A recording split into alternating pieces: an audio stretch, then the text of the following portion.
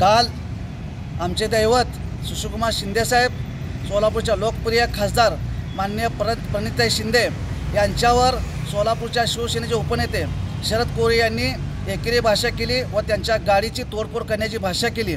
आज मी तुम्हाला सांगतो, सोलापूर शहर दक्षिणची जागेचा विषय आला तर सुशीलकुमार शिंदेसाहेब त्या जागेवर मुख्यमंत्री झाले, त्या ठिकाणी आनंदराव देवकर आमदार झाले, दिलीपराव माने मालक त्या ठिकाणी आमदार झाले।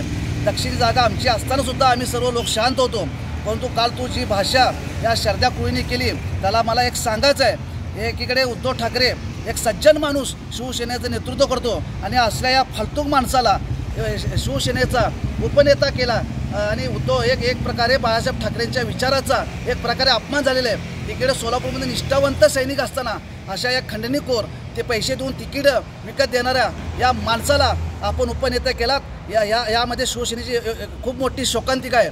तो आपल्याला माहीत असेल, सोलापुरामध्ये वाळू तस्करी व तसेच खंडणीखोर बलात्कारी असे विविध गुन्ह्याने गाजलेला हा शरद कोळे याला सांगायचं आहे, तुझ्या ऑफिससमोरून तू कालचे वक्तव्य केला की ताईंची गाडी फोडील। मी तुला आज सांगतो, तुझ्या ऑफिससमोर मी आज बोललोय, तुझी गाडी ज्या दिवशी त्या ऑफिसमध्ये समोर थांबेल त्या दिवशी तुझी गाडी फोडल्याशिवाय हा युवक काँग्रेसचा कार्यकर्ता शांत बसणार नाही।